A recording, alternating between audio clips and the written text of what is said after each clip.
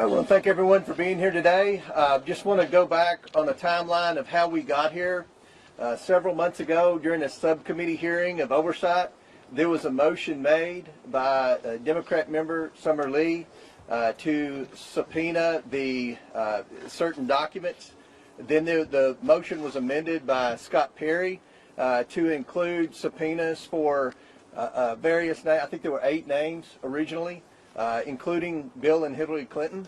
Everyone that was included in that subpoena has already either been interviewed by the Oversight Committee or sent in a statement that they had never met Epstein and had no knowledge of the investigation, except the Clintons.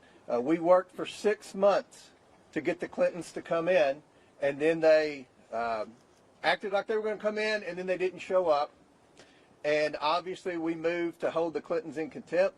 And I think one thing that surprised the Clintons, they assumed the Democrats on the committee would vote in a partisan manner and not vote to hold the Clintons in contempt. And what they learned was a majority of the Democrats on the committee either voted to hold the Clintons in contempt or voted present. And I think that's a statement that this investigation is serious. It is a bipartisan investigation. The American people have a lot of questions. To my knowledge, the Clintons haven't answered very many, if any, questions about their knowledge or involvement with Epstein and Maxwell.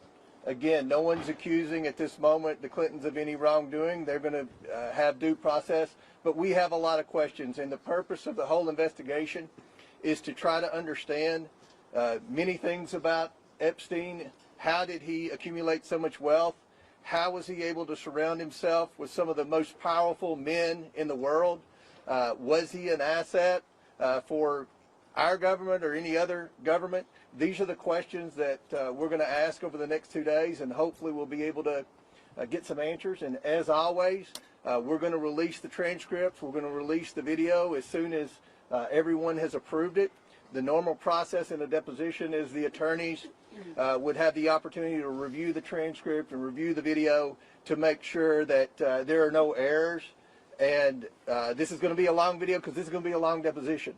Today will be a long deposition, I would assume, and tomorrow will be an even longer deposition.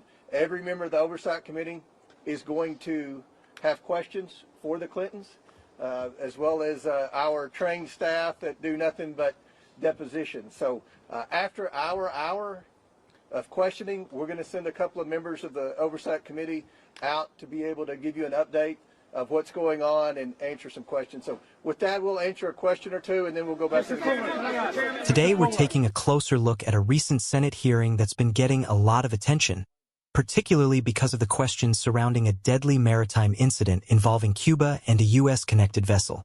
The hearing featured tense exchanges, a lot of unanswered questions, and some very firm statements about what information the U.S. government does or does not trust when it comes from Cuban authorities. There's a lot to sort through here, and that's exactly what we're going to do. Before we get into the details, if you enjoy thoughtful political analysis and want more perspectives like this, make sure you like this video and subscribe to the channel. And if you want to support the work we do directly, you can join us on Patreon at patreon.com/45thperspective.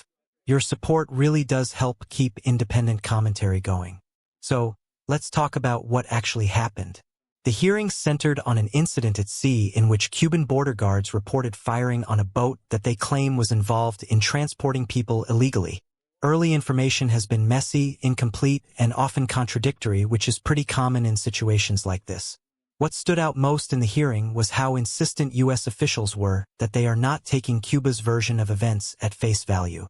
They made it clear that although Cuban authorities alerted the U.S. Coast Guard early in the morning, those initial reports were fragmentary, and the U.S. wants its own independently verified facts before making any judgments. One thing that became immediately clear is that the situation is still unfolding. The Coast Guard has been dispatched, but there's confusion over who currently has the boat involved, whether U.S. citizens or residents were on board, and what exactly happened in the lead-up to the confrontation. These unanswered questions created a lot of tension during the hearing, especially when senators pressed officials to outline how the U.S. might respond if it turns out Americans were harmed. But we didn't get much in the way of specifics. Instead, The message was that no one in Washington is ready to talk about retaliation or policy shifts until they know exactly what occurred. Now, that caution is understandable. Acting on incomplete foreign reported information has burned the U.S. before, and officials repeatedly emphasized the need for independent verification. But at the same time, you could feel the frustration in the room. Senators wanted clarity, or at least some indication of what the general approach might be, and the answers stayed tightly controlled. No speculation, no predictions, just promises to gather evidence and respond appropriately once that process is complete. This brings up an important question. How much should the U.S. assume bad faith from Cuba in a situation like this? On one hand, the two countries have a long history of mistrust, and the Cuban government has been known to present facts selectively when it suits political narratives. On the other hand, refusing to even consider their claims until further notice can slow down the diplomatic process, especially in situations where lives may be at stake. Watching the hearing, it felt like both of these realities were present.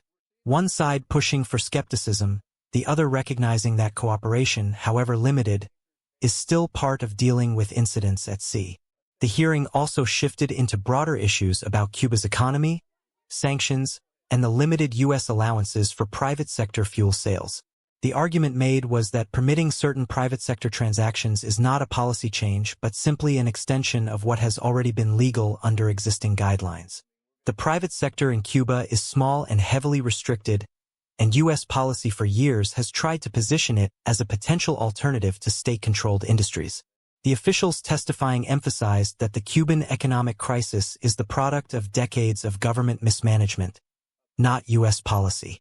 That's a perspective many in Washington share, but it's not the only one. There are advocacy groups and policy experts who argue that sanctions have contributed to the suffering of ordinary Cubans, even if the root causes lie elsewhere. Those voices were not front and center in the hearing, but they form a meaningful part of the conversation beyond Capitol Hill. As for what ordinary Americans should take away from all of this, I'd say it comes down to three things. First, this story is still developing, and it's too soon to draw conclusions about who is responsible for the violence or what motivations were at play. Second, the hearing reflects a broader problem in U.S.-Cuba relations. There's very little trust, and that lack of trust slows down everything from investigations to humanitarian cooperation. And third, it's a reminder that foreign policy doesn't happen in a vacuum. When something goes wrong at sea, when migrants flee countries in crisis, or when foreign governments take aggressive actions, the consequences ripple outward and affect not just diplomats and military personnel but families, communities, and everyday people watching from home. There's also a human dimension here that's easy to overlook. If people on that boat were genuinely fleeing desperate conditions, it speaks to the scale of suffering inside Cuba right now. If the boat was engaged in illegal smuggling, it reflects the ongoing risks and the sometimes dangerous choices people make in the absence of safe migration pathways. And if the Cuban authorities used excessive or unjustified force, that raises serious questions about accountability. None of these possibilities can be confirmed until the facts are known, but keeping them all in mind is important when evaluating what comes next. For now, I think the most reasonable stance is to stay patient while the investigation unfolds, but also to demand transparency once the facts are in place. Government responses to incidents like this should be grounded in evidence, not pressure or speculation. And if Americans were harmed, the country deserves a clear, proportionate, and principled response. At the same time, if the situation is more complicated than it appears, the public deserves honesty about that too. Thanks for watching and taking the time to dig into this with me. If you found this breakdown helpful, don't forget to like and subscribe to the channel. And if you want to support the work we do, you can check out patreon.com/45thperspective. As always, I encourage you to share your thoughts respectfully in the comments. Let me know how you see this situation, what questions you still have, and what you think the U.S. response should look like once we have the full story. Mr. Kohler, are you concerned that there has been a cover-up of sexual abuse of a minor by President Trump? There are missing FBI records that appear to be. No, we're looking into the accusation by the NPR. We don't know the answer to that. We know what the administration says. We're still looking to get a definitive answer on that. But look, let's just be realistic here. if you go by a lot of what the Democrats have said, you had Jasmine Crockett accused Lee Zeldin of taking donations from Jeffrey Epstein. It was the wrong Jeffrey Epstein. We've had Ro Khanna sit on the floor and name names of people that he thought were involved in Epstein that weren't even involved. So, sometimes the Democrats on the committee aren't the best. Go ahead, Chad. Yeah. What about the idea, though, that I understand you say that this is different with some of the members or some of the people who were subpoenaed who didn't have a direct contact. But some folks have said it seems like the Clintons are basically on trial here versus people who know more about the what was going on with Maxwell, what was going on with Epstein, and that this is really kind of dragging them through the mud when there are other witnesses. Let's address that, Chad. The Democrats voted to subpoena the Clintons. The Democrats voted with the Republicans to hold the Clintons in contempt. So the Democrats have just as many questions for the Clintons as the Republicans. So this isn't a partisan witch hunt. This was a motion, a bipartisan motion supported by the Democrats to bring the Clintons in. So I don't think it's any type of being unfair in any way to the Clintons. They've never answered questions, unlike President Trump, who gets questioned every day by just about every one of you about his knowledge or involvement with Epstein. To my knowledge, the Clintons haven't answered very many questions about it. So we'll do one more question. Go ahead. In the spirit of bipartisanship, would you then ask the Commerce Secretary Howard Lutnick to come testify? It seems like he has some information. That's very possible, and I think I think it's a good possibility that his name will arise in some questioning today. It'll be on my list, and I have an email I printed off for Hillary to ask about Howard Lutnick today. Okay. So God's watching. We're asking again, and I want to remind everyone: we've already brought in Alex Acosta and Bill Barr for deposition. That's two Republicans in the Trump administration. So this isn't just about Democrats. This is about anyone that has any knowledge of Epstein, the investigation. I think we all agree the government failed. The government failed the victims. And what our role is, we can't prosecute anyone. But what we have been doing is getting transparency to the American people. We subpoenaed the estate. That had nothing to do with the discharge petition. We subpoenaed the documents for the estate. That's what the victims asked us to do. And what you're seeing is there is accountability finally happening. You've seen at least a dozen very powerful people, men and women, who have already resigned, many in disgrace from their board positions. So we're seeing accountability, but we have a desire to see a lot more accountability. We want to get the answers, and hopefully the next 2 days will be a step in the right direction on our investigation. One more, and then that being said, I mean, Hillary Clinton has said she has no links to Jeffrey Epstein. She doesn't recall meeting him. So what specific information do you believe she has that warrants her testimony? Well, you'll see. I mean, we're going to ask a lot of questions, but with respect to when you look at all the co-conspirators, and we've all seen the unredacted documents, Maxwell is the main co-conspirator. No one brought more women in and lied to more women about what was going to happen with their involvement with Jeffrey Epstein than Ghislaine Maxwell.